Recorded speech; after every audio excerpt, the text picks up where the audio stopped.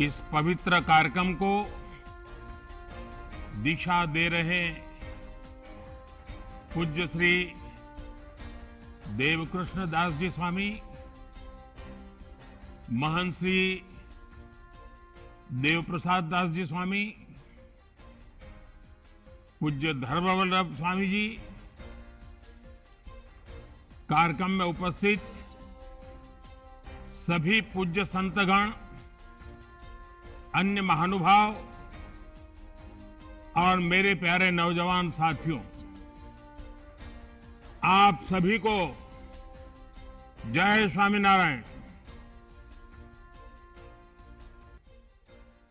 पूज्य शास्त्री जी महाराज श्री धर्मजीवन दास जी स्वामी की प्रेरणा से, उनके आशीर्वाद से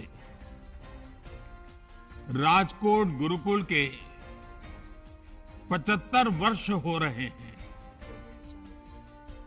मैं राजकोट गुरुकुल के 75 वर्षों की इस यात्रा के लिए आप सभी को हृदय से बहुत बहुत बधाई देता हूं। भगवान श्री स्वामीनारायण, उनके नाम स्मरण से ही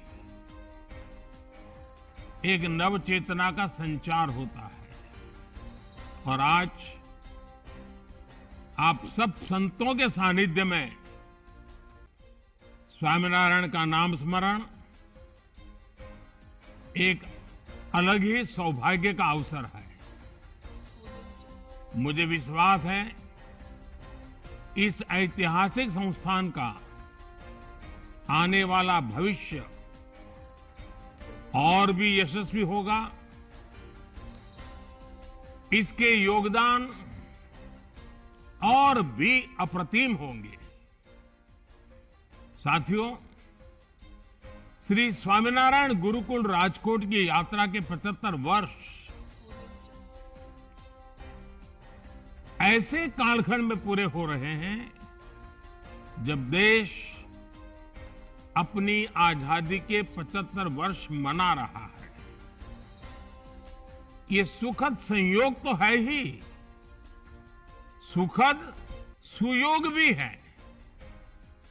एक राष्ट्र के रूप में भारत की, आजाद भारत की जीवन यात्रा ऐसे सुयोगों से ही, और हजारों साल की हमारी महान परंपरा भी ऐसे ही सुयोगों से ही गतिमान रही है। ये सुयोग है कर्मठता और कर्तव्य के सुयोग। ये सुयोग है संस्कृति और समर्पण के सुयोग। ये सुयोग है आध्यात्म और आधुनिकता के सुयोग। जब देश आजाद हुआ तो हमारे ऊपर ये जिम्मेदारी थी कि हम शिक्षा के क्षेत्र में भारत के प्राचीन वैभव और हमारा महान गौरव को पुनर्जीवित करें। लेकिन गुलामी की मानसिकता के दबाव में सरकारें उस दिशा में बढ़ी नहीं, और कुछ बातों में तो उल्टे पैर चली।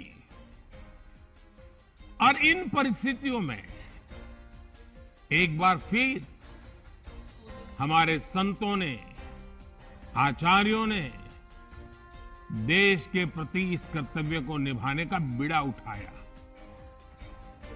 स्वामीनारायण गुरुकुल इसी सुयोग का एक जीवंत उदाहरण है। आजादी के तुरंत बाद भारतीय मूल्यों और आदर्शों की नींव पर इस आंदोलन को, इस संस्थान को निर्मित किया गया। पूज्य धर्मजीवन दास जी स्वामी जी का राजकोट गुरुकुल के लिए जो विजन था, उसमें अध्यात्म और आधुनिकता से लेकर संस्कृति और संस्कार तक सब कुछ समाहित था। आज वो विचार बूझ, वो विचार बीज एक विशाल वटवृक्ष के रूप में हमारे सामने है। मैं गुजरात में आप सबके बीच में ही रहा हूं, आप ही के बीच में पला बढ़ा हूं और ये मेरा सौभाग्य रहा है कि मुझे इस वटवृक्ष को आकार लेते हुए अपनी आंखों से करीब से देखने का सुअवसर मिला है। इस गुरुकुल के मूल में भगवान स्वामीनारायण की प्रेरणा रही है। प्रवर्तनीया सद्विद्या भुवि यत् सुकृतम महत्, अर्थात सत विद्या का प्रसार संसार का सबसे पवित्र, सबसे महत्वपूर्ण कार्य है। यही तो ज्ञान और शिक्षा के प्रति भारत का वो शाश्वत समर्पण है जिसने हमारी सभ्यता की नींव रखी है। इसी का प्रभाव है कि कभी राजकोट में केवल 7 विद्यार्थियों के साथ प्रारंभ हुए गुरुकुल विद्या प्रतिष्ठानम की आज देश विदेश में करीब 40 शाखाएं हैं। हर वर्ष यहां हजारों की संख्या में विद्यार्थी आते हैं। पिछले 75 वर्षों में गुरुकुल ने छात्रों के मन मस्तिष्क को अच्छे विचारों और मूल्यों से सींचा है ताकि उनका समग्र विकास हो सके। आध्यात्म के क्षेत्र में समर्पित युवाओं से लेकर इसरो और बार्क में वैज्ञानिकों तक हम गुरुकुल परंपरा ने हर क्षेत्र में देश की मेघा को पोषित किया है। और गुरुकुल की एक विशेषता हम सब जानते हैं और आज के युग में हर किसी को वो प्रभावित करती है। बहुत कम लोगों को मालूम है कि उस कठिन काल में भी और आज भी ये गुरुकुल एक ऐसा संस्थान है जो हर गरीब छात्र से शिक्षा के लिए एक दिन का केवल 1 रुपया फीस लेता है। इससे गरीब विद्यार्थियों के लिए शिक्षा पाने का रास्ता आसान हो रहा है। साथियों, आप सभी जानते हैं कि भारत में ज्ञान ही जीवन का सर्वोच्च उद्देश्य रहा है। इसलिए जिस कालखंड में दुनिया के दूसरे देशों की पहचान वहां के राज्यों और राजकुलों से होती थी, तब भारत को भारत भूमि के गुरुकुलों से जाना जाता था। गुरुकुल यानी गुरु का कुल, ज्ञान का कुल। हमारे गुरुकुल सदियों से समता, ममता, समानता और सेवा भाव की वाटिका की तरह रहे हैं। नालंदा और तक्षशिला जैसे विश्वविद्यालय भारत की इस गुरुकुल परंपरा के वैश्विक वैभव के पर्याय हुआ करते थे। खोज और शोध ये भारत की जीवन पद्धति का हिस्सा थे। आज हम भारत के कण कण में जो विविधता देखते हैं, जो सांस्कृतिक समृद्धि देखते हैं, ये उन्हीं शोधों और अन्वेषणों के परिणाम है। आत्म तत्व से परमात्मा तत्व तक, आध्यात्म से आयुर्वेद तक, सोशल साइंस से सोलर साइंस तक, मैथ से मेटलर्जी तक और शून्य से अनंत तक, हमने हर क्षेत्र में शोध किए, नए निष्कर्ष निकाले। भारत ने अंधकार से भरे उन युगों में मानवता को प्रकाश की वो किरणें दी जिनसे आधुनिक विश्व और आधुनिक विज्ञान की यात्रा शुरू हुई। और इन उपलब्धियों के बीच हमारे गुरुकुलों की एक और शक्ति ने विश्व का मार्ग प्रशस्त किया।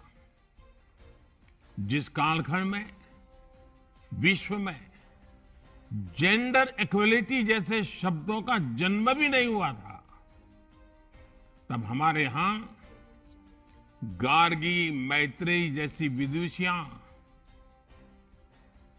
शास्त्रार्थ करती थी।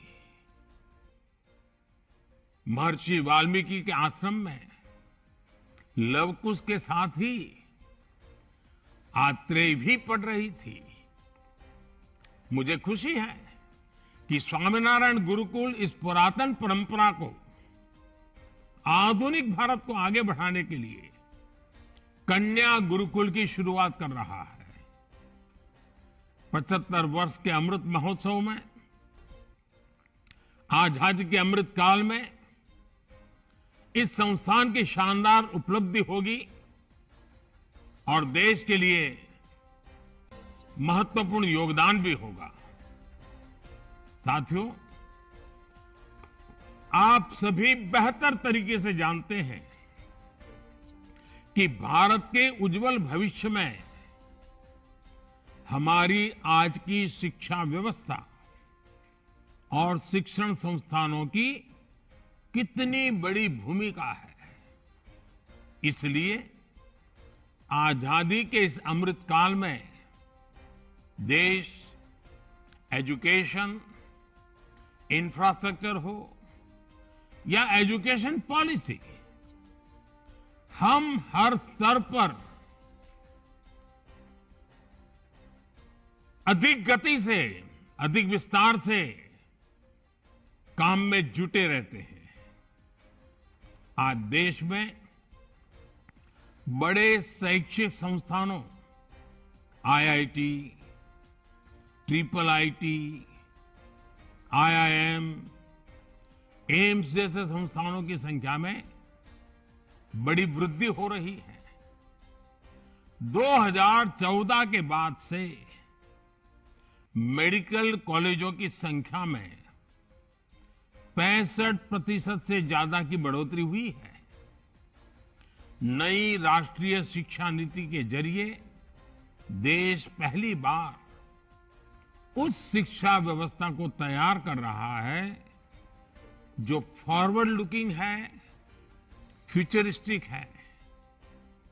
जब नई पीढ़ी बचपन से ही बेहतर शिक्षा व्यवस्था में पलेगी और बढ़ेगी तो देश के लिए आदर्श नागरिकों का निर्माण भी स्वतः होता चला जाएगा।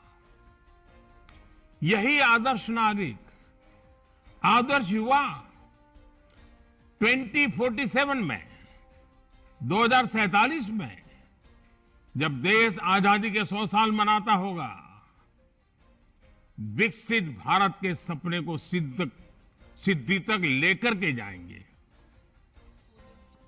और इसमें निश्चित तौर पर श्री स्वामीनारायण गुरुकुल जैसे शिक्षा संस्थानों का प्रयास बहुत अहम होगा। साथियों, अमृतकाल की अगले 25 वर्षों की यात्रा में आप संतों का आशीर्वाद और आप सभी का साथ बहुत महत्वपूर्ण है। आज भारत में और भारत के संकल्प भी नए हैं, उन संकल्पों की सिद्धि के प्रयास भी नए हैं। आज देश डिजिटल इंडिया, आत्मनिर्भर भारत, वोकल फॉर लोकल, हर जिले में 75 अमृत सरोवरों का निर्माण, एक भारत श्रेष्ठ भारत के विजन को लेकर आगे बढ़ रहा है।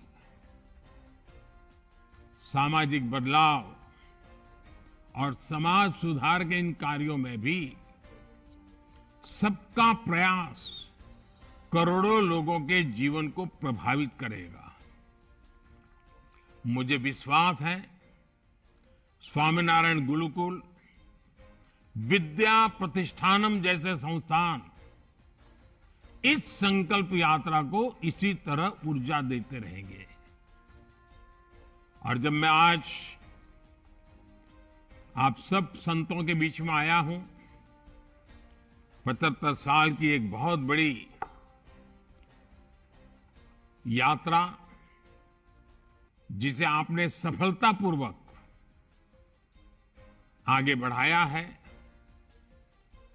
अब इसका विस्तार देश के युवाओं के लाभ में भी होना चाहिए। क्या मैं स्वामीनारायण गुरुकुलों से आज एक प्रार्थना कर सकता हूं?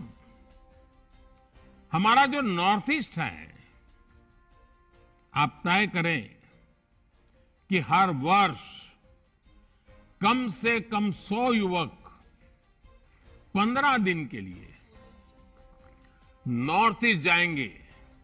नागालैंड है, मिजोरम है, अरुणाचल प्रदेश है, त्रिपुरा है, सिक्किम है। 15 दिन वहां जाना, वहां युवकों से मिलना, उनसे परिचय बढ़ाना, वहां की चीजों को जानना, आकर के उसके ऊपर लिखना। हर वर्ष कम से कम 150 युवक 15 दिन के लिए वहां जाएं। आप देखिए 75 साल पहले हमारे संतों ने कितनी कठिनाइयों में इस यात्रा को आरंभ किया होगा। आपको वहां जाकर के लिखेगा कि कितने होनहार युवक हमारे नॉर्थ ईस्ट में है। अगर उनके साथ हमारा नाता जुड़ जाता है तो देश के लिए वो एक नई ताकत जुड़ जाएगी। आप कोशिश कीजिए उसी प्रकार से। क्या हमारे संत समुदाय में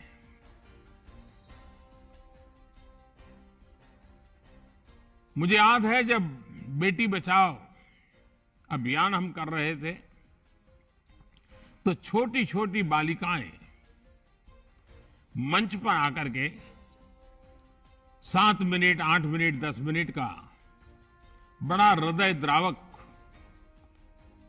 और बड़े अभिनय के साथ भाषण करती थी, सारे ऑडियंस को रुला देती थी और वो कहती थी,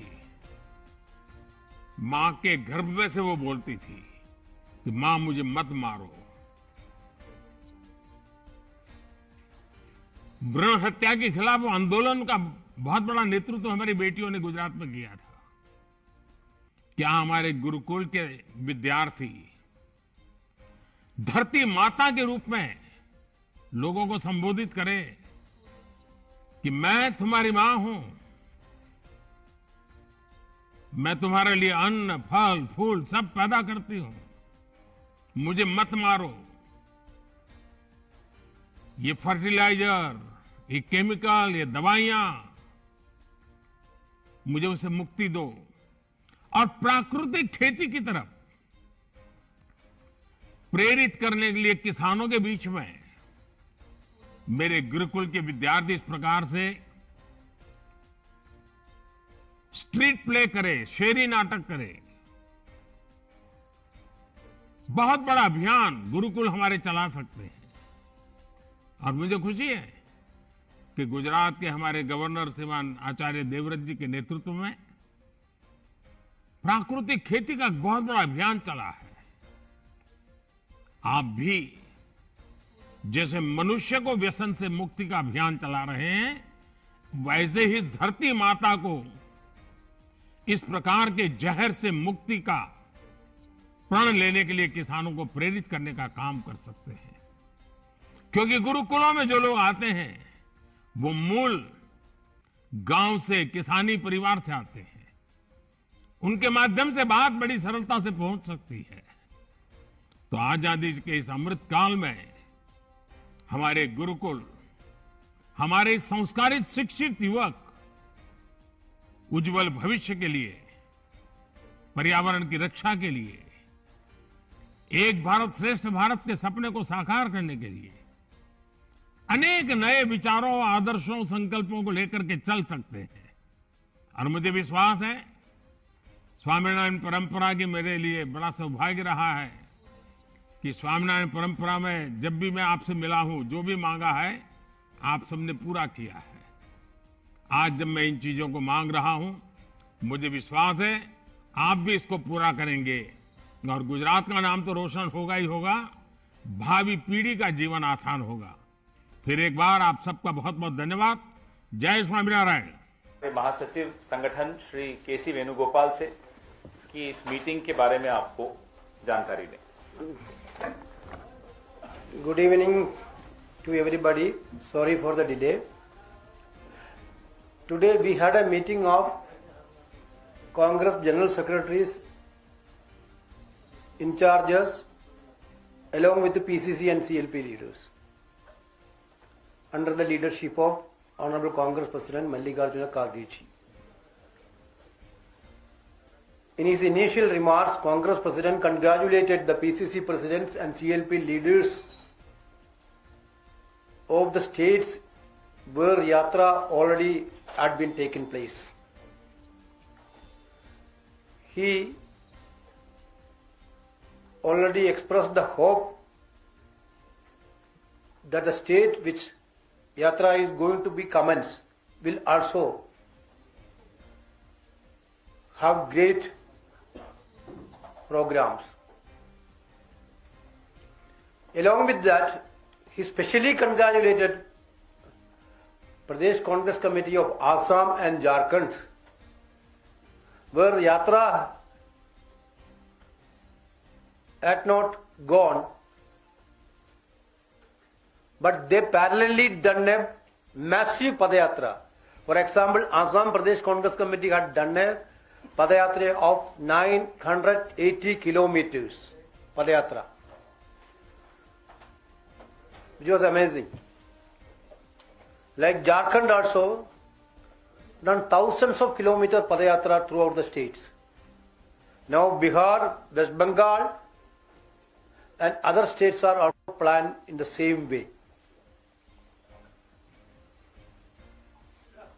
The momentum that now Bharat Jodo Yatra become a movement. You people know about that. Lakhs of people are participating in this Yatra every day. Started from Kanyakumari, now Yatra is in Haryana. Till today, crores of people had been participated.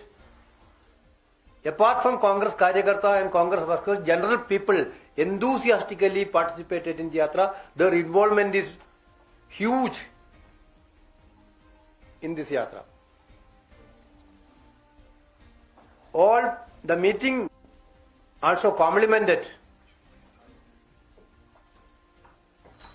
Rahul Gandhi for being undertaken such a massive level Yatra throughout the country.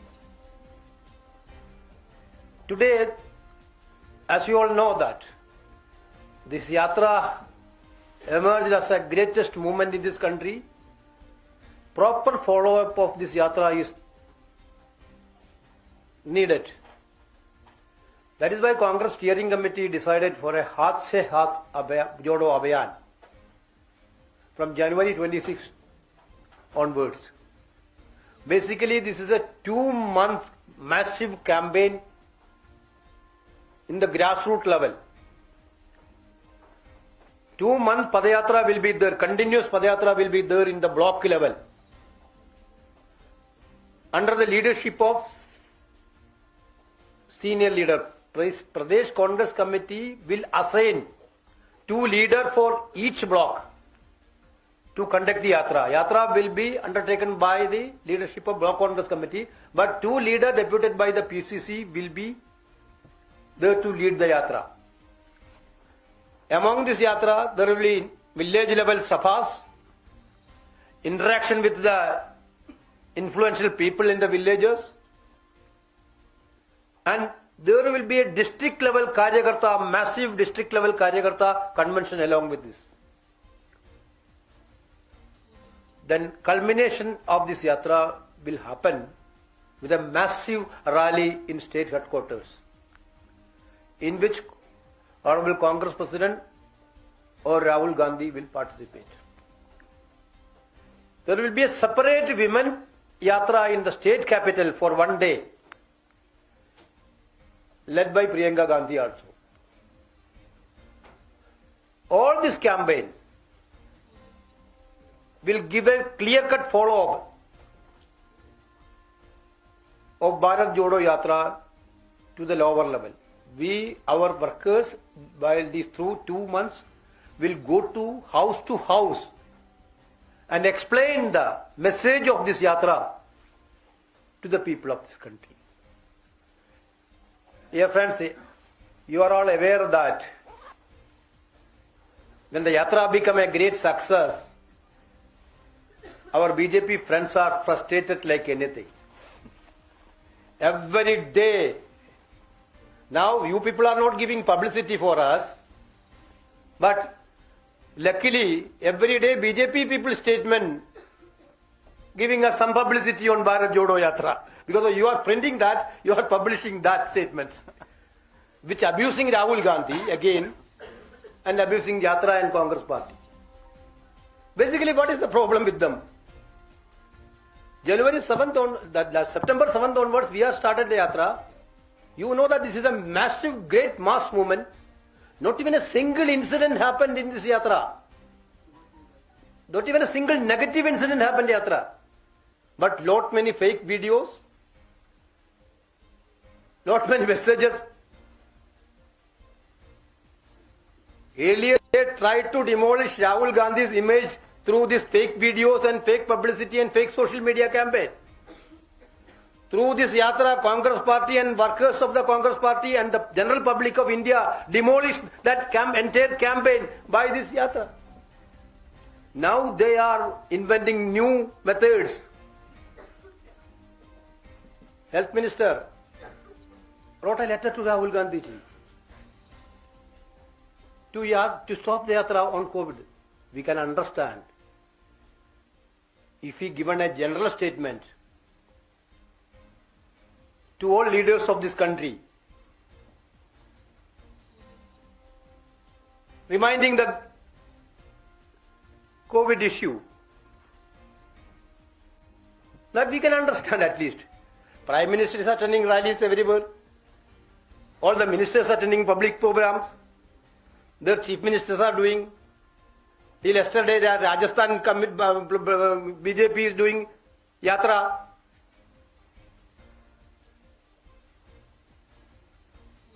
Only letter to Rahul Gandhi and Ashok Gehlot.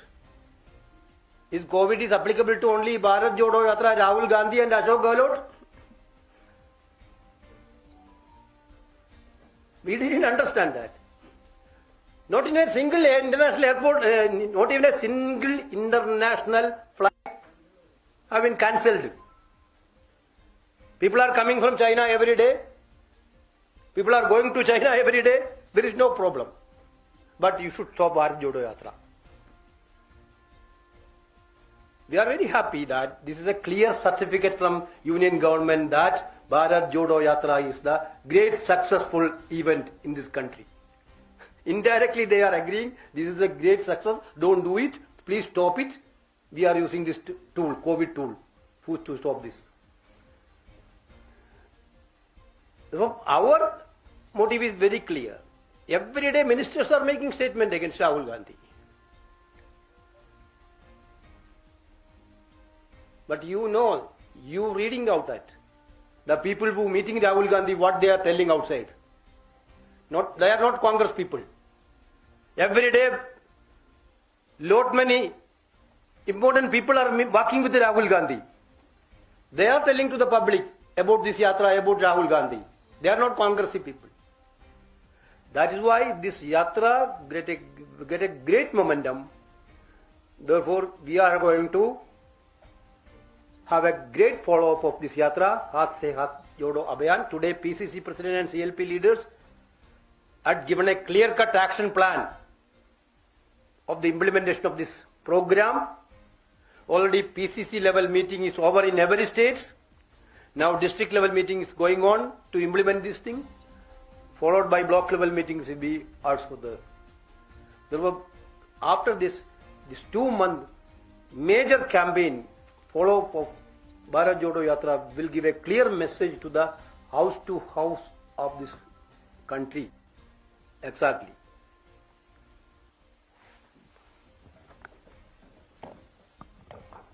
साथियों, श्री केसी वेणुगोपाल और Congress party की तरफ से सिक्किम में जो सड़क दुर्घटना हुई जिसमें 16 बहादुर जवान शहीद हुए, मारे गए, हम उनको श्रद्धांजलि देते हैं।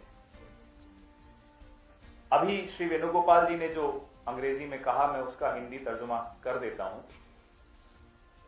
आज महासचिव, प्रभारी महासचिव जो हैं, अलग अलग राज्यों के प्रदेश अध्यक्ष हैं, विधायक दल के नेता हैं, उन सब लोगों की कांग्रेस अध्यक्ष श्री मल्लिकार्जुन खड़गे जी की अध्यक्षता में एक बैठक हुई। इस बैठक में उन राज्यों में जहां से भारत जोड़ो यात्रा सफलतापूर्वक निकल चुकी है, उन सबको कांग्रेस अध्यक्ष ने बधाई दी। वो बधाई के पात्र हैं भी, क्योंकि बहुत सफलतापूर्वक भारत जोड़ो यात्रा वहां से निकली है। उन राज्यों में जहां भारत जोड़ो यात्रा को नहीं जाना है, गैर यात्रा जो राज्य हैं, उन्होंने भी अपने अपने राज्यों में ये मुहिम शुरू की है। भारत जोड़ो यात्रा एक यात्रा के रूप में शुरू हुई, एक अभियान बनी और अब एक आंदोलन का रूप उसने ले लिया है। पूरे देश में बच्चे बच्चे के मुंह पर भारत जोड़ो यात्रा का नाम है। श्री वेणुगोपाल जी ने, मल्लिकार्जुन खड़गे साहब ने, दोनों ने अपने संवाद में इस बात पर जोर दिया कि यह मोमेंटम जिसको कहते हैं, जो बन चुका है, यह खत्म नहीं होना चाहिए और संवाद निरंतर लोगों के साथ कांग्रेस पार्टी का हर स्तर पर बनना चाहिए, लगातार बनना चाहिए। इसी सिलसिले में हाथ से हाथ जोड़ो अभियान जो 26 जनवरी को शुरू होगा और 2 महीने तक चलेगा, यह कांग्रेस पार्टी के तमाम नेताओं को ब्लॉक स्तर पर पदयात्रा निकालने का एक अभियान है। जो भारत जोड़ो यात्रा का जो संदेश है, उस संदेश को ब्लॉक के स्तर तक ले जाना जरूरी है, आवश्यक है। भारत जोड़ो यात्रा में एक सुनने की यात्रा है, ये बोलने की यात्रा कम है। राहुल गांधी और हमारे तमाम नेता लगातार लोगों की बात सुन रहे हैं, उनसे संवाद कर रहे हैं, महंगाई पर, बेरोजगारी पर, अलग अलग समस्याओं पर, उन राज्यों की समस्याएं, विशेष समस्याएं होती हैं, उन पर। जाहिर सी बात है कि भारतीय जनता पार्टी घबरा गई है, बौखलाई हुई है, परेशान है। कई हमले बोले गए भारत जोड़ो यात्रा पर, फेक वीडियोस निकाल कर कोशिश की गई, गलत खबरें प्लांट कराकर कोशिश की गई अखबारों में और टेलीविजन पर। लेकिन लोगों ने इस पूरे जो षड्यंत्र था भारतीय जनता पार्टी का, उसको ठुकराया और भारत जोड़ो यात्रा को स्वीकार नहीं किया, अपितु गले लगाया। अब एक पत्र भेज दिया गया, जैसा कि अभी वेणुगोपाल जी बता रहे थे। स्वास्थ्य मंत्री ने गहलोत साहब और राहुल जी को एक पत्र लिख दिया, किसी और को नहीं लिखा। कल भी मैं उदाहरण दे रहा था हरियाणा में कि गुजरात में बहुत बड़ा आयोजन, कांकरिया कार्निवल होने वाला है, 4 लाख लोग प्रतिदिन उसमें आने वाले हैं। गुजरात में ही रिवर फ्रंट पे एक फ्लावर शो होने वाला है, 1.5 से 2 लाख लोग प्रतिदिन वहां आएंगे। मध्य प्रदेश में एनआरआईज प्रवासी भारतीय दिवस मनाने की तैयारी हो रही है, प्रधानमंत्री और राष्ट्रपति दोनों जाएंगे उसमें। किसी को कोई पत्र नहीं लिखा, पत्र सिर्फ राहुल गांधी, सिर्फ अशोक गहलोत। यहां तक कि राजस्थान में सतीश पुनिया, भारतीय जनता पार्टी के अध्यक्ष, ने कल स्वास्थ्य मंत्री को एक तरह से अंगूठा दिखाते हुए कहा, मैं अपनी जन आक्रोश यात्रा चालू रखूंगा, मैं नहीं रोकूंगा। और आज हमने चित्र देखे उस जन आक्रोश यात्रा के, न कोई मास्क है, न कोई प्रोटोकॉल है। भीड़ तो ज्यादा नहीं आती भारतीय जनता पार्टी की यात्राओं में, लेकिन चलिए जो भी है, जितनी भी भीड़ है, तो ये जो डबल स्टैंडर्ड जिसको अंग्रेजी में कहते हैं, ये जनता के सामने आ चुके हैं, जाहिर हो चुके हैं, और लोग हंस रहे हैं आप मोदी जी पर और उनकी सरकार पर। ऐसे मंत्री, कोई काम नहीं है मंत्रियों को, खाली बैठे हैं, लंबी चिट्ठी लिखी, साहब अपने सतीश पुनिया को तो रोको।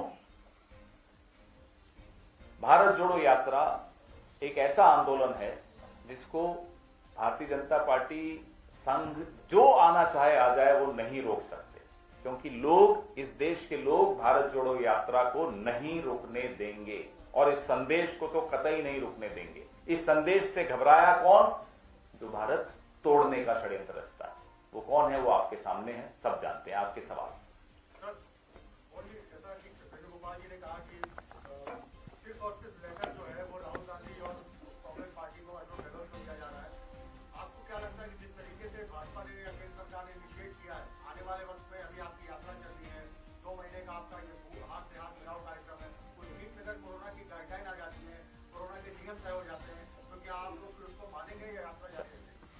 Actually, if the central government is coming with a national protocol, national guideline, with the scientific support,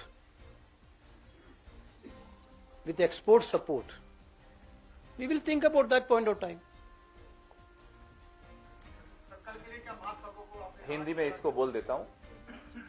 अगर केंद्र सरकार एक्सपर्ट्स की राय पर कोई प्रोटोकॉल घोषित करती है, जाहिर सी बात है हम सबसे पहले उस पर अमल करेंगे। लेकिन अगर सिर्फ कोरी, हल्की, छोटे स्तर की राजनीति खेलेगी, हम मुकाबला करने को तैयार हैं। Sir, yes, any order for tomorrow कि मास्क पहन कर आना? No, actually we are using masks in the yatra, but people who are coming in the yatra, they are coming with their convenience. Certainly, we will already told our people to use maximum masks. Sir, the issue about the mask to mask.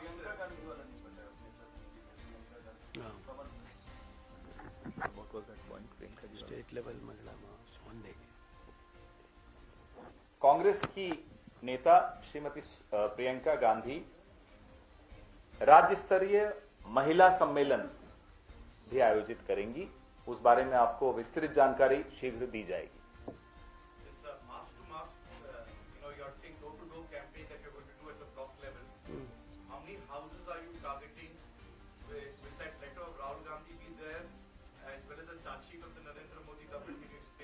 Certainly, there will be a charge sheet against the central government, and message of Bharat Jodo Yatra by Rahul Gandhi also will be there. There maximum houses in the villages. This is village to village yatra. Maximum houses in a village will be covered by. That is a 2 months yatra.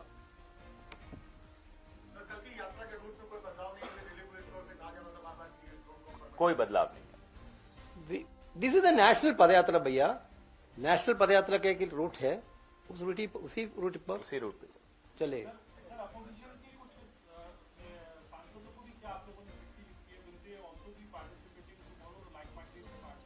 No, that actually Rahul ji has given the letter to these like-minded party leaders and the MPs. Whichever date is convenient for them. Not only tomorrow. If tomorrow is convenient, let them come tomorrow. Otherwise, whichever date is convenient for them, they can come. If they are not convenient to come, at least by heart, join with yatra. This is the message from Rahul Gandhi. कि आज मौसम ने साथ नहीं दिया और visibility कम होने के कारण से वहां आना संभव नहीं हो पाया है, तभी ये कार्यक्रम की योजना बनाई गई कि मुझे आपसे बात अवश्य करनी है, चाहे वर्चुअल तौर पर भी आपके साथ मुझे जुड़ना पड़े। ये ठीक है कि मैं आपकी सब बातें सुन तो नहीं पाया। अंत में नायब सिंह सैनी जी, अपने मेंबर पार्लियामेंट डॉक्टर कमल गुप्ता जी, इनकी बातें तो मैंने सुनी हैं, लेकिन मैं अनुमान लगा सकता हूं कि बहुत से विषय जो मुझे वहां कहने चाहिए थे, सब साथियों ने वक्ता के रूप में आपके सामने रखे होंगे। मेरे साथी शहरी स्थानीय निकाय मंत्री डॉक्टर कमल गुप्ता जी, माननीय सांसद श्री नायब सिंह सैनी जी, हमारे विधायक श्री भव्य बिश्नोई जी, डिप्टी स्पीकर साहब श्री रणवीर गंगवा जी, और उत्तर प्रदेश से पधारे हुए मेरे वहां के मंत्री श्री जसवंत सैनी जी, श्री हरि सिंह सैनी जी, श्रीमती पूर्व सांसद श्रीमती कैलाश सैनी जी, पूर्व विधायक श्री पवन सैनी जी, पूर्व मंत्री हमारे कैप्टन मन्यू जी, सैनी सभा के अध्यक्ष श्री ओम प्रकाश सैनी जी, मेयर हिसार के हमारे श्री गौतम सरदाना जी, अन्य सभी उपस्थित भाइयों बहनों, सबसे पहले तो आज के इस अवसर पर मैं महाराजा सूरसेन जयंती के इस भव्य समारोह में आप सबके साथ मिलकर के बातचीत करते हुए बहुत ही खुशी का अनुभव कर रहा हूं। और महाराजा सूरसेन सैनी के आप लोग सब लोग वंशज, उनकी याद में वैसे तो हर साल कार्यक्रम करते हैं, और मुझे याद है कि 1920 के कार्यक्रम में कुरुक्षेत्र में भी जो पहला राज्य स्तरीय कार्यक्रम था, उसमें मैं उपस्थित हुआ था। आज इस कार्यक्रम में मैं दूसरी बार आ रहा हूं। मेरी अपेक्षा रहेगी कि आप हर वर्ष हरियाणा के किसी न किसी कोने में राज्य स्तरीय कार्यक्रम अवश्य करें, ऐसा मेरा मानना है। जहां तक महाराजा सूरसेनी जी का जो इतिहास हमने पढ़ा है, बहुत ही प्राक्रमिक और बहुत ही वेदों के ज्ञाता, प्रतापी, न्यायप्रिय, एक धर्मात्मा, इस प्रकार के प्रजापालक वो राजा थे। और राज्य में उनके समय पूर्ण समाजवाद था, उत्पादन के साधन समस्त समाज की भलाई में काम आते थे, इस प्रकार की, और उनको राज करने की जो पद्धति प्रक्रिया थी वो उस समय हमने की।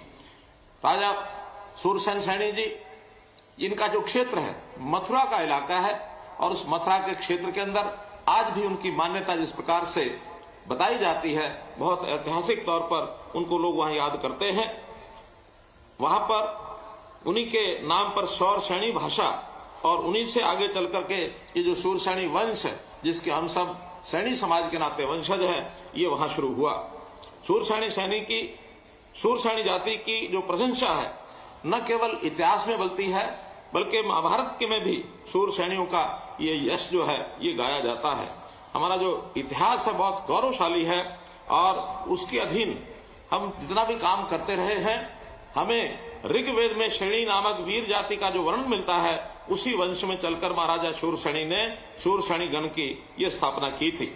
सैनी समाज ने सामाजिक क्रांति के अग्रदूत महात्मा ज्योतिबा फुले, भारत की प्रथम महिला शिक्षिका सावित्रीबाई फुले जैसे समाज सुधारक, और श्री लक्ष्मीदास जी जैसे संत, बल्लभगढ़ रियासत के सेनापति गुलाबचंद सैनी जी जैसे वीर योद्धा, बिहार के सामाजिक क्रांति के सूत्रधार बाबू जगदेव प्रसाद कुशवाहा जैसे समाज सेवक, और बहुत प्रसिद्ध नाम हमने सुना है हॉकी के जादूगर मेजर ध्यानचंद कुशवाहा जैसे खिलाड़ी, परमवीर चक्र विजेता कैप्टन गुरुबचन सलारिया, परमवीर चक्र विजेता सूबेदार जोगेंद्र सिंह सैनी जी जैसे वीर सैनिक, और चंडीगढ़ जिस नाम से ख्यात है, प्रसिद्ध है, प्रख्यात है, ऐसे कलाकार जो चंडीगढ़ स्थित रॉक गार्डन के निर्माता हैं पद्मश्री नेकचंद सैनी जी, भारत में बाघों की जनसंख्या और उनके अस्तित्व को बचाने के लिए कार्य करने वाले पद्मश्री कैलाश चंद सांखला जी जैसे वन्य प्राणी संरक्षक, ऐसे अनेक महापुरुष अपने समाज में ऐसे हुए हैं। हमें अपने इन जो महापुरुषों का, वीरों का, इनकी जब जीवनी पढ़ते हैं तो वास्तव में माथा ऊंचा होता है, गौरव से हम अपने सीने को चौड़ा करते हैं। स्वतंत्रता आंदोलन में भी सैनी समाज का बहुत बड़ा योगदान रहा है। आजाद हिंद फौज में सेनानी सरदार महंगा सिंह सैनी और अजीत सिंह सैनी जैसे सेनानी इसी समाज ने दिए हैं। वास्तव में देश का इतिहास इन सेनानियों का और हमारी आजादी के आंदोलन से भरा पड़ा है। 1857 की पहली जो स्वतंत्रता की जो लड़ाई थी, उस समय समाज के वीरों ने कितना बड़ा योगदान किया है। लेकिन एक दुर्भाग्यपूर्ण कथा ऐसी भी कभी कभी सुनने को मिल जाती है, और बड़ी दुर्भाग्यपूर्ण इसलिए मैं कह रहा हूं कि अभी अभी ये जो यात्रा चल रही है, जो राहुल गांधी के नाम से यात्रा चलाई जा रही है, कल ही अजमेर में जो हमारे कांग्रेस के अध्यक्ष हैं, उन्होंने क्या कहा कि हमने आजादी दिलाई है। वो आजादी का श्रेय इंदिरा गांधी, राजीव गांधी, इनके अलावा बाहर जाके निकल के देखते नहीं है। ये जो अनगिनत क्रांतिकारियों का मां भारती के बलिदान के लिए जो काम किया है, वास्तव में इस प्रकार का खेदजनक बयान कभी देना नहीं चाहिए। देश की आजादी में बहुत बड़े क्रांतिकारियों का, वीरों का जो योगदान रहा है, हम सबको इतिहास के साथ खिलवाड़ नहीं करना चाहिए। हमको सबको याद रखना चाहिए, सबके प्रति आदर का भाव ऐसा ही हमको लेकर के चलना चाहिए। वास्तव में सैनी समाज ये हमारा बहादुर समाज है। समाज की सत्य और अहिंसा की महान परंपराएं हैं। पूर्वजों ने दया, धर्म और त्याग के ऊंचे आदर्श ये ऐसे काम किए हैं। समाज की एक बड़ी आबादी महाभारत से पहले भी खेतीबाड़ी का काम करती रही है। वास्तव में राजा कुरु ने जब कुरुक्षेत्र में हल चला करके खेती का काम शुरू किया था, उस समय भी बड़ी संख्या में सैनी समाज उस क्षेत्र के अंदर पहले से खेतीबाड़ी का काम ये करता रहा है। जैसा हम देखते हैं कि देश के निर्माण में सैनी समाज का योगदान ये बहुत प्रशंसनीय है। जैसा हम जानते हैं, आजादी के बाद यानी एक प्रकार से पहली जो हमारी महिला शिक्षिका है, जिनको हम बहुत आदर से याद करते हैं, ऐसा नाम भी ये शिक्षिका सावित्रीबाई फुले जी के नाम से और ये उस समय आता है। इस प्रकार से जो मैंने पहले जिक्र किए हैं, ऐसे महान पुरुषों में जो शिक्षा के बारे में विचार है, वो बहुत ही एक प्रकार से सराहनीय है। एक आधुनिक और एक विकसित हरियाणा को बनाने के लिए आज हरियाणा में भी बहुत सी संस्थाएं जो काम कर रही हैं, और इसलिए हमेशा मेरे मन में कभी कभी सैनी समाज के प्रति बहुत प्रेम और प्यार इसलिए भी आता है कि एक प्रदेश के हित में सोचने वाला, छोटी सोच का ना होकर के एक व्यापक सोच का समाज ये हमारा सैनी समाज है। इसलिए मैं सैनी समाज के सभी महापुरुषों को अपनी ओर से नमन करता हूं, और विशेष तौर पर महाराजा शूर सैनी जिनकी आज जयंती मना रहे हैं, उनको मैं श्रद्धापूर्वक नमन करता हूं। मित्रों, हर समाज के अंदर कुछ ना कुछ नेता, महापुरुष, ऐसे संत हुए हैं।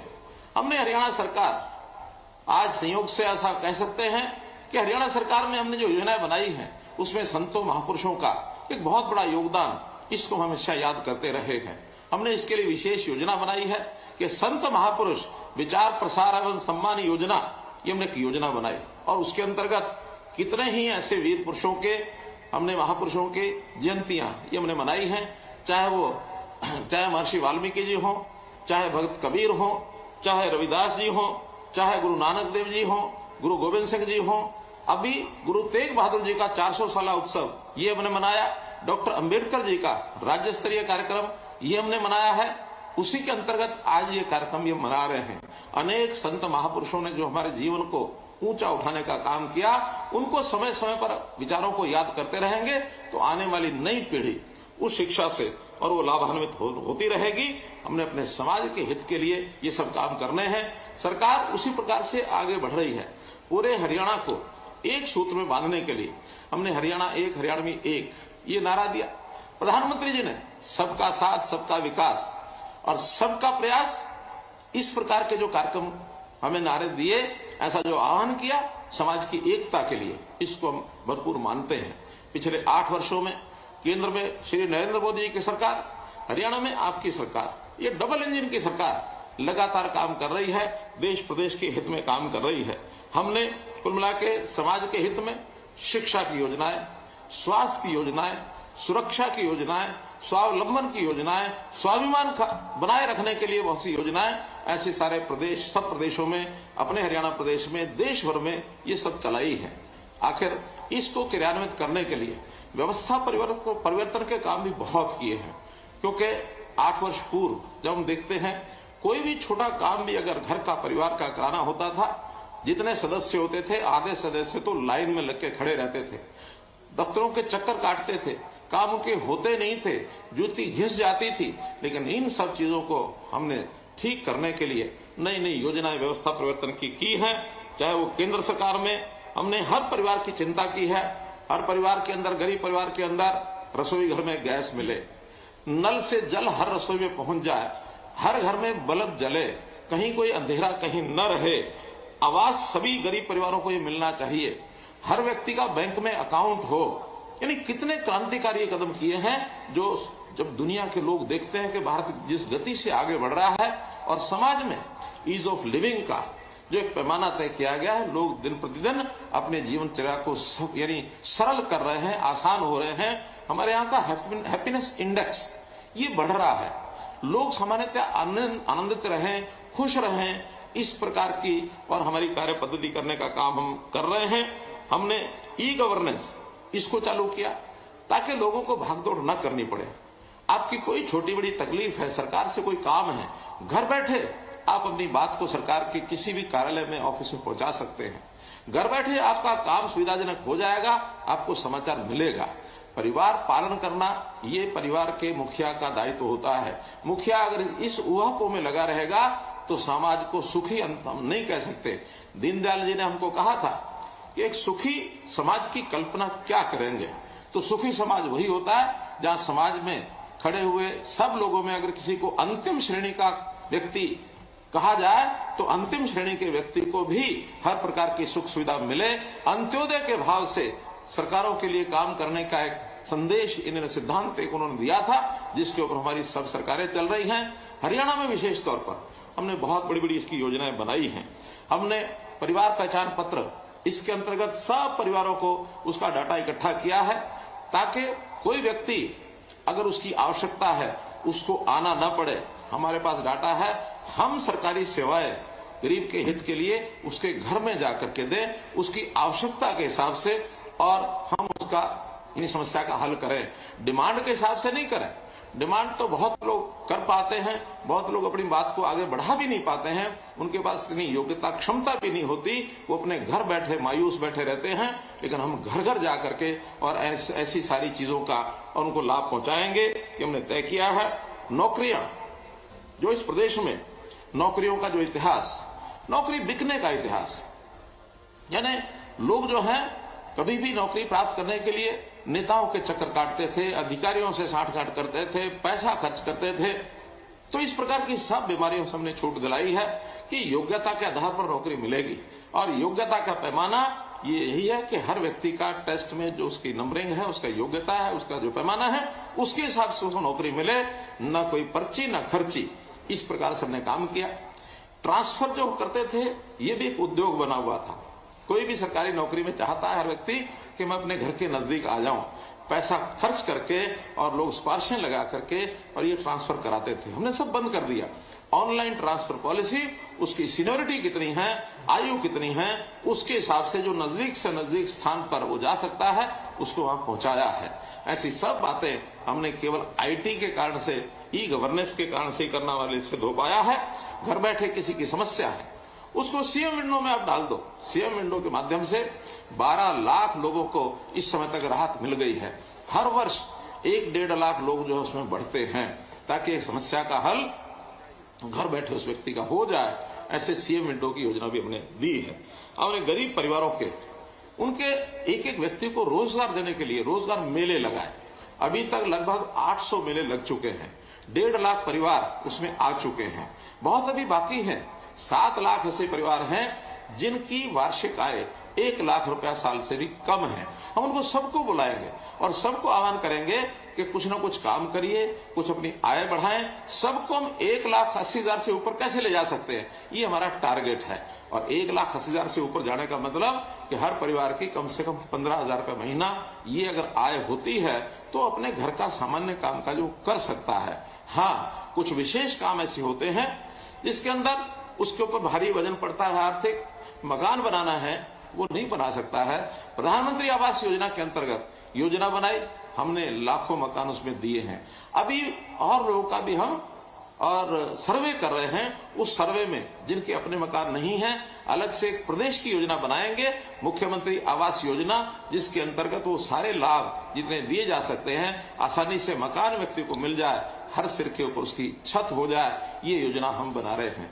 हर परिवार का, उस गरीब परिवार का बच्चा, उसकी पढ़ाई ठीक हो जाए, स्कूलों में उनकी फीस माफ कर रहे हैं। यहां तक अगर ऐसे गरीब परिवार के बच्चे, मानो सरकारी स्कूल उसको उपलब्ध नहीं है, अच्छा स्कूल, कहीं प्राइवेट में भी पढ़ना चाहेगा तो फीस सरकार देगी। हमने सरकार की ओर से वो फीस भी तय की है कि इस प्रकार के बच्चों के लिए, गरीबों के लिए, और ये फीस सरकार की ओर से तय है। बहुत सरकारी प्राइवेट स्कूल भी उसमें आगे आ रहे हैं, जो कहते हैं इस योजना में, और हम चिराग योजना में हम शामिल होना चाहते हैं। गरीब परिवार का बच्चा, बालक, नौजवान, बूढ़ा, बुजुर्ग, महिला, पुरुष, कोई बीमार हो गया, उसके इलाज के लिए प्रधानमंत्री जी ने आयुष्मान भारत योजना चलाई कि 5 लाख रुपए की स्वास्थ्य बीमा योजना ये वो देंगे, और वो दे रहे हैं। लेकिन उसके बाद भी हमें ध्यान में आया कि इसमें बहुत परिवार बच गए हैं। हमने अपनी योजना चलाई और चिरायु हरियाणा के नाम से बचे हुए, पहले 15 लाख रजिस्टर्ड थे और 13-14 लाख रजिस्टर किए, 28,89,000 परिवारों को अब ये योजना का लाभ मिलेगा, चाहे वो चिरायु योजना हो या आयुष्मान भारत योजना हो। 5 लाख रुपए का स्वास्थ्य बीमा। अब एक विषय और ध्यान में आता है कि अगर हम बचपन से ही नागरिकों का, सबका एक वार्षिक एक स्वास्थ्य परीक्षण, हेल्थ टेस्ट, ये कराना शुरू कर देंगे तो बीमार होने से पहले ही व्यक्ति का पता लगेगा कि इसमें कोई बीमारी आने की संभावना है, उसको ही वहीं पर रोका जा सकता है। कहते हैं nip the evil in the bud, बुराई को जड़ से समाप्त करने के लिए, और शुरू से ही हमको यह करना पड़ेगा। ये कार्यक्रम भी निरोगी हरियाणा के नाम से शुरू करा दिया गया है। साल में हर नागरिक का एक बार स्वास्थ्य परीक्षण हो। पहले चरण में जो हमारे बीपीएल के 1,80,000 तक के परिवार हैं, जो मैंने बताया 29 लाख परिवार हैं, 1.25 करोड़ ये जनसंख्या बनती है, इनका लगातार परीक्षण शुरू हो गया, इसी महीने शुरू हुआ है। अभी तो मात्र 60 से 70 हजार परिवारों को ही उस प्रकार का ये परीक्षण हो पाया है। ये प्रोसेस थोड़ा धीरे, इसलिए उसमें टाइम लगता है। सेंटर वाले जितने हैं उन पर सब पर भी लोग जाते हैं, फिर भी साल के अंदर अंदर 1.25 करोड़ सब लोगों का परीक्षण होगा। जो स्वस्थ आदमी हैं उनका भी परीक्षण इसके अंदर जरूर होगा। तो इस प्रकार हमने बहुत से ऐसे काम किए, गिनाने के लिए बहुत गिनाए जा सकते हैं, लेकिन चूंकि आप सुबह 11 बजे से बैठे हैं और मैं देख रहा हूं लगभग 2:45 बज गए हैं, और इतने लंबे समय की जनसभा शायद ही कभी मैंने पिछले सालों में देखी हो। इतनी लंबी जनसभा के अंदर आप बैठे हैं, और आप लोगों को भी आखिर जब सभा के समाप्त होने के बाद आपका जो राशन है, आपका जो भोजन है, वो भी इंतजार कर रहा है आपकी, आप जाए और वो खाएं। तो इसलिए मैं संक्षेप में कुछ बातें ऐसी बताना चाह रहा हूं कि जिसके अंदर आपने, जैसे मानो हमने पिछड़ा वर्ग आयोग बनाया, पंचायती राज संस्थाओं में आरक्षण दिया, और बहुत अनेकों जगहों पर, चाहे शहरी निकाय के चुनाव हो, चाहे ग्रामीण चुनाव हो, अनेकों जगह के ऊपर चेयरपर्सन, वाइस चेयरपर्सन, हमारे पंच, सरपंच, पार्षद बहुत ऐसे चुने गए हैं। उस आरक्षण का भी लाभ आपको हुआ है, इसका लाभ भी आपको जरूर मिला है। और मैं समाज के बारे में जहां तक कहता हूं, एक धीरे धीरे प्रगति की ओर बढ़ने का जो आप लोगों का मानस बना है, मैं इसकी सराहना करता हूं। और इसमें आंकड़ा मैं आपको बताता हूं, अभी आज के हिसाब से परिवार पहचान पत्र में जो मैंने देखा है, 1,96,000 परिवार ये सैनी समाज के पूरे हरियाणा में है, और इसमें आबादी 8,08,000 ये उसकी आबादी है, जिसके अंदर अगर प्रतिशत के हिसाब से देखा जाए तो सबसे ज्यादा 30% वो विद्यार्थी हैं, स्टूडेंट हैं। जिस समाज का 30% विद्यार्थी हो जाए, स्टूडेंट हो जाए, इसका मतलब यह है कि उस समाज को आगे बढ़ने से कोई रोक नहीं सकता।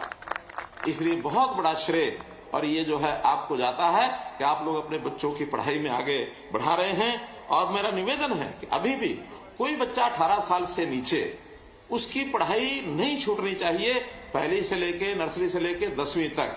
10वीं के बाद आगे कितना पढ़ना है, कितना नहीं पढ़ना है, या 12वीं के बाद कह सकते हैं, अब 10वीं का भी समय खत्म हो गया।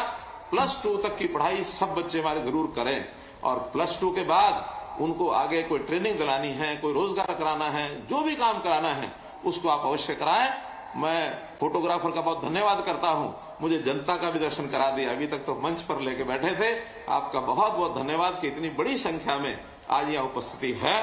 तो कुल मिलाकर मेरा ये आपके जो मेरे पास विश्लेषण आया है, और उसमें एक और आंकड़ा है, 24% उसमें हाउसवाइफ्स हैं, यानी गृहिणियां हैं। अब इनको सब प्रकार की सुविधा हम दे रहे हैं। इसमें भी एक रास्ता और आपके लिए खुला हुआ है, जो सेल्फ हेल्प ग्रुप्स हैं, ऐसे परिवारों की महिलाएं जो गृहिणियां हैं उनको सबको सेल्फ हेल्प ग्रुप बना करके छोटे छोटे उद्योग ये लगाने चाहिए, ताकि उसमें हम पूरी सहायता दे रहे हैं। हम लाखों रुपए का ऋण देते हैं, बिना ब्याज के देते हैं, और उसको यानी सामान्य जो किस्तें हैं थोड़ी राशि किस्तों में उसको वापस लेते हैं, और उसकी बिक्री की व्यवस्था ये भी बाजारों में हमने करनी शुरू कर दी है कि जो ऐसी सेल्फ हेल्प ग्रुप की हमारी बहनें हैं उनके बने हुए उत्पादन को हम प्राथमिकता से कैसे बिक्री कराएंगे, इसके लिए जगह जगह मेले लगने शुरू हुए हैं। इन मेलों को और बढ़ाएंगे, इसलिए बहुत बड़ा लाभ हो जाएगा। अपने यहां अगर बेरोजगारी की बात करते हैं तो मात्र 4% ऐसे हमारे जो युवक हैं वो बेरोजगार हैं। इनसे मेरा निवेदन है कि स्किलिंग के काम में जाएं, क्योंकि सरकारी नौकरी योग्य व्यक्ति को मिलेगी, सबको नहीं मिल सकती। फिर उनको अगर स्किलिंग में जाते हैं, कुछ ना कुछ हुनर सीख करके अपना काम करें, कहीं प्राइवेट नौकरी करनी है वहां करें, या कोई ना कोई ऐसा छोटा मोटा उद्योग लगा करके जीवन यापन को आप आगे कर सकते हैं। लेकिन बहुत सामान्य है, 4% बहुत अच्छा एक जिसको कहना चाहिए हमारे समाज की स्थिति है। 6 से 7% बेरोजगारी तो बहुत देशों में प्रदेशों में इस स्थिति तो रहती है। आपके समाज की केवल 4% है, बहुत अच्छी बात है। तो मेरा तो इतना ही कहना है कि हम इस अपने समाज को कैसे आगे बढ़ाएं। एक आंकड़ा और मैं आपसे निवेदन करूंगा, जो भी हमारे नेता हैं समाज के, उनको ध्यान करना चाहिए कि जिनकी पारिवारिक आय 25,000 से भी कम है, हालांकि कुल परिवार 1,96,000 बताए हैं मैंने, लेकिन 1,200 परिवार समाज के ऐसे भी हैं जिनकी आय सालाना 25,000 से भी कम है। इसलिए हम उनको पहचान करके उसकी आय को हम कैसे बढ़वा सकते हैं, क्योंकि ऐसे लोगों को परामर्श देना पड़ता है। अगर कुछ परामर्श देंगे, कुछ सहायता करेंगे, कुछ ना कुछ आगे बढ़ने के लिए सरकारी योजनाओं का लाभ वो कैसे ले सकते हैं, काम करने वाला आदमी कैसे आगे आए, तो ये हर परिवार की हम चिंता करेंगे। तो आप समाज के जिम्मे, नेताओं के जिम्मे है कि इन 1200 परिवारों को संभालें, ताकि इनकी परिवार की आय ये अच्छी हो जाए। इसी प्रकार 0 से 6 वर्ष की आयु ऐसे 52,000 ये हमारे जो छोटे बच्चे हैं, इन बच्चों का स्वास्थ्य की चिंता अवश्य करना। इन बच्चों के स्वास्थ्य के नाते से उनको किसी प्रकार का कोई इंजेक्शन लगना है, कोई उसको हमारी जो आशा वर्कर्स, आंगनवाड़ी, ये सहायता करने वाले लोग हैं। तो इन बच्चों की आज ही चिंता करें, इनके स्वास्थ्य की चिंता करें, ताकि वो आगे भी बने रहें। मित्रों, योजनाएं बहुत हमारी, जैसे पिछड़ा वर्ग की योजनाएं हैं, पिछड़ा वर्ग 1 की योजनाएं हैं, शिक्षा की हैं, डॉक्टर अम्बेडकर मेधावी छात्र योजना है, ऐसे ही पोस्ट मैट्रिक छात्रवृत्ति योजना है। फिर देश के बच्चों को पढ़ाई के लिए जो ऋण देने की बात है, विदेश में भी पढ़ाई के लिए वो भी एक योजना है। तो मैंने बताया कि बहुत सी योजनाएं हैं। मैं तो कुल मिलाकर अब इतना ही आपको कहना चाहूंगा कि हमारी जो डिमांड्स हमने रखी हैं, मेरे पास बहुत सी डिमांड्स आई हैं, चाहे वो हिसार से आई हो, कराल से हो, पानीपत से हो, कुरुक्षेत्र से हो। वहां जब जाना होगा, मिलना होगा, तो आपके नेताओं के साथ बैठ करके वो सारी बातचीत की जाएगी। अभी तो जिस स्थान पर हम बैठे हैं, इस स्थान के ऊपर जो हमारी शिक्षण संस्थान था वो पुराना होने के कारण से उसको गिरा दिया गया। इसके नए निर्माण की जो बात की जा रही है, इसमें मुख्यमंत्री के पास, मंत्रियों के पास एक डिस्क्रिशनरी कोटा होता है। उस कोटे में सामान्यतः हम योगदान कुछ ना कुछ जरूर देते हैं, लेकिन मैं तो इतना कहूंगा कि आपके इस संस्थान को बढ़ाने के लिए, शुरू करने के लिए प्रारंभिक योगदान इसकी मैं घोषणा कर रहा हूं। और मैं अकेले अपनी तरफ से भी नहीं, तो हमारे सरकार के साथ जुड़े हुए साथी हैं, मैं उनकी ओर से भी, क्योंकि उनसे मेरी बात हो गई है, उनका कि हमारे नाम से भी आप घोषणा कर देना। तो आज 31 लाख रुपया तो मुख्यमंत्री के नाते से मेरे कोष में आएगा, मेरे कोष से आएगा, और 11 लाख रुपया डॉक्टर कमल गुप्ता जी की ओर से आएगा, 11 लाख रुपया हमारे डिप्टी स्पीकर उनकी ओर से आएगा। तो ऐसे 53 लाख रुपए की घोषणा इस सभा में, और मैं इस कॉलेज के शिक्षा संस्थान जो है उसके लिए करता हूं। और इसी प्रकार से एक विषय आया कि प्रथम हमारी महिला शिक्षिका सावित्रीबाई जी, जिनका महिला शिक्षा के अंदर बड़ा नाम है, क्योंकि वो देश की पहली महिला शिक्षिका रही हैं, तो उनके नाम से कोई भी एक कॉलेज का नाम, जो हमारे नेता हैं, नायब सिंह सैनी जी हैं, हमारे वहां जो और भी सैनी समाज के लोग बैठे हैं, पवन सैनी जी हैं, जवाहर सैनी जी हैं, और हमारी पूर्व सांसद हैं, या हमारे जो भी नेता हैं, वो मिल करके जहां कहीं किसी कॉलेज के नाम रखने की बात आती है जहां हमारे समाज के लोग हों, वो बताएंगे तो निश्चित रूप से कॉलेज का नाम या किसी शिक्षण संस्थान का नाम उनके नाम के ऊपर रखेंगे। एक प्लॉट की बात की गई है, तो इसमें भी मैं हमारा जो HSVP है उनको कहूंगा कि जिस शहर में आपको प्लॉट चाहिए, एक में अथवा ज्यादा में, वहां एडवर्टाइजमेंट करेंगे, आप लोग उसमें अप्लाई करिए। तो एक निश्चित विधि है उसकी, उसमें सबको आपको धर्मशाला के प्लॉट ये भी जरूर दिलाए जाएंगे। तो इस प्रकार से कुछ जो डिमांड्स हैं उतनी मैंने आपको बताई हैं, लेकिन और जो चीजें रह गई हैं, जिन शहरों के, जिन जिलों के अपने कार्यकर्ता हैं, वो एक बार बैठेंगे तो बैठ करके उनके साथ चर्चा करके ऐसी सब चीजों को हम पूरा करेंगे, जिससे हमारे समाज के महापुरुषों का, हमारे समाज के ऐसे नेताओं का, उनका नाम आगे बढ़े, ताकि अपने समाज की हम चिंता कर सकें। ये समाज एक कर्मशील समाज है, एक काम करने वाला ऐसा समाज है कि जिसके आगे कोई कठिनाई, कोई दुविधा ये बचेगी नहीं, और निश्चित रूप से हम अपने कर्म करने की जो वृत्ति है इसके कारण से सदैव आगे बढ़ेंगे। कोई पीछे हमको धकेल नहीं सकता। हाँ, हमको अपने हाथों पर, अपनी 10 उंगलियों पर ये पूरा नाज है कि हम कर्मशील बनके काम करके आगे बढ़ाएंगे। कभी भी ऐसी लाइन पर नहीं चलना जो कोई हमारे स्वाभिमान को चोट पहुंचाए। स्वाभिमान के चोट को बचाने के लिए कोई भी कह सकता है कि ये चीज आपको मुफ्त देंगे, ये चीज आपको मुफ्त देंगे। हम कहते हैं समाज का वो वर्ग जो कमजोर वर्ग है, जिसको हम अंत्योदय की श्रेणी में मानते हैं, सबसे पहला अधिकार उसका है, वो किसी भी जाति का हो। जाति पाति से ऊपर उठ करके समाज के कुछ वर्ग जो लाचार वर्ग है, ऐसे लाचार वर्गों को और हमको कैसे आगे बढ़ाना है, उनकी सहायता करनी है, उनकी शिक्षा करानी है, स्वास्थ्य में उनका लाभ कराना है, उनको रोजगार दिलाना है। एक एक परिवार की, एक एक व्यक्ति की हम लोग चिंता करेंगे।